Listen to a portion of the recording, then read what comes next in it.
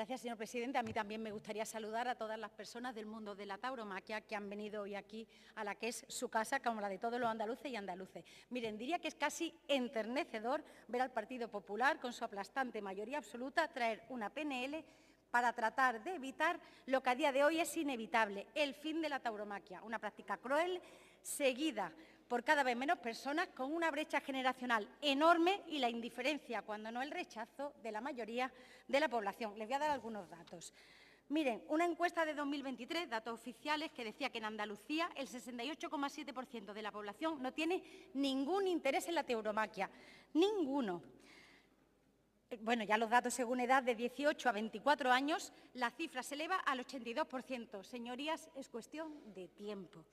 Les diría que hicieran su propia encuesta, lo que pasa es que me da miedo que se acaben encargando al consejero de Turismo, que ya sabemos cómo la hace, y acabe haciéndola en una plaza de toros, en pleno espectáculo, y acabe concluyendo que el 100% de los andaluces está a favor de la fiesta. Pero miren, no hace falta, porque yo tengo aquí los datos de la propia Junta de Andalucía, sacados de la evolución del número de espectáculos taurinos.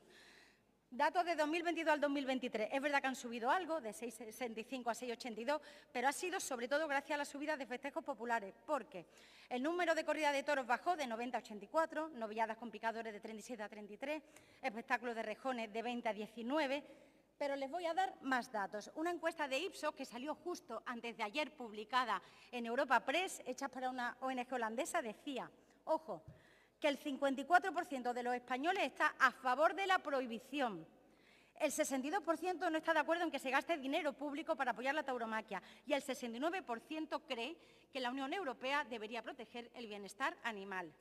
Les decía que me da un poco de ternura, pero es que me supone, no entiendo la ingenuidad de que traigan una y otra vez un tema como este cuando no ha sucedido nada relevante, porque hasta donde yo sé el Gobierno de España no ha prohibido la tauromaquia, ha eliminado un premio y ya estáis vosotros creando tropecientos mil para contrastar. No ha pasado nada y, claro, traen el debate y dan la oportunidad de que mucha gente visualice lo que realmente sucede en este espectáculo lamentable. Un animal bravo como el toro es encerrado en una plaza y torturado hasta morir. Se le clavan banderillas para que vaya perdiendo fuerza poco a poco y mientras se desangra lentamente, lo marean, lo torean, de ahí la expresión. Y finalmente se le clava un estoque de 90 centímetros hasta el fondo, pero ojo, que lo hacen por amor al toro, ¿eh? Lo quieren tanto que pagan por verlo. Primero encerrado y acorralado, luego sufrir, malherido y al final ver cómo muere. Y si el torero lo ha matado muy bien, le cortan las orejas y el rabo. ¿Y todo esto con qué objetivo? Para divertir, como entretenimiento. Yo creo que habría que hacérselo mirar. Mire, me hacen gracia los argumentos que utilizan, tradición y cultura. Empiezo por el primero, tradición. Supongo que saben, seguro, los amantes de los toros, que tanta tradición tiene en nuestro país la tauromaquia, que es cierto como la antitauromaquia. Es conocida la versión a los toros de figuras como Quevedo, Jovellano, Emilia Pardo Bazán, Pío Baroja, Azorín, Unamuno. Así que esta supuesta tradición, que existe, no la podemos negar, va de la mano siempre de su contra, desde el inicio de los tiempos. Pero le voy a decir más. Durante años, durante siglos, la tauromaquia lleva asociadas prácticas que ahora desterramos como crueles. Por ejemplo, iba a decir, bueno, la de los toros envolados, recientemente recuperados ahora en Valencia de la mano del vicepresidente torero de Vox y gracias, como no, a la ayuda inestimable del Partido Popular. Hay otras prácticas que se ha acabado con ellas, como la de acosar y acorralar al toro hasta que se despeñe por un barranco, el toro enmantado, que consistía en colocarle al toro una manta empapada en brea a la que se le fijaban cohetes y pólvora hasta que moría achicharrado, las banderillas de fuego que explotaban cuando se clamaban, quemando al animal, el caballo sin peto, ¿vale?, que sabéis que moría prácticamente desangrado y desgarrado allí en la plaza. Y todo eso se ha ido, a pesar de la tradición, se ha ido eliminando. Pero podemos hablar de más tradiciones, podemos hablar de tradiciones públicas como la ejecución del reo en la plaza pública o la quema de brujas y herejes, o tradiciones actuales como la ablación del clítoris, que se practica en muchas partes del territorio de la tierra todavía y aún así no por eso las vamos a defender, porque la tradición en sí misma no sirve como argumento cuando no responde a valores incompatibles con la sociedad del momento. Y miren, los espectáculos taurinos responden a una sociedad y a unos valores de otra época y la juventud se lo está demostrando porque tiene aversión y rechazo a lo que ustedes llaman la fiesta popular, porque aludir a la tradición es el argumento más vacío que se ha visto. Antes la tradición era que la mujer no trabajaba, que no hacía política, que el marido podía pegarle siempre que lo hiciera de puertas para adentro. La tradición es un argumento que no sobrevive cuando se contrapone a otros. Es el argumento de los que no tienen argumentos. Sobre la cultura, miren, podríamos aceptar que la tauromaquia es una expresión cultural, vale, aunque la cuestión no es esa, la cuestión es qué tipo de efectos genera ese hecho cultural en la sociedad y si resultan o no beneficiosos para el interés público. Tanto histórica como actualmente, son muchas las voces que defienden que, puestos a promover determinadas prácticas culturales, ¿por qué no optar por aquellos que defiendan valores educativos, pacíficos, humanistas, desterrando todas aquellas como la tauromaquia, que fomentan la normalización de la violencia, la cosificación de los animales y convierten en diversión el sufrimiento animal? Resulta curioso, además, que mientras devolvemos 1,5 millones de euros de ayudas para la industria cinematográfica que ni se han podido usar, estemos hablando de que hay que proteger desde un punto de vista cultural la tauromaquia. A mí también me ha hecho mucha gracia, como la señora Mora, la argumentación sobre la necesidad de las ganaderías de lidia para la sostenibilidad de los ecosistemas de dehesas. Si es tan importante, mejor los toros vivos que muertos, digo yo. Pero miren, utilizando incluso los datos de la Unión de Criadores del Toro de Lidia, que están inflados, únicamente la extensión que ocupan los toros de Lidia no llega al 10% del total de la superficie de dehesa de España.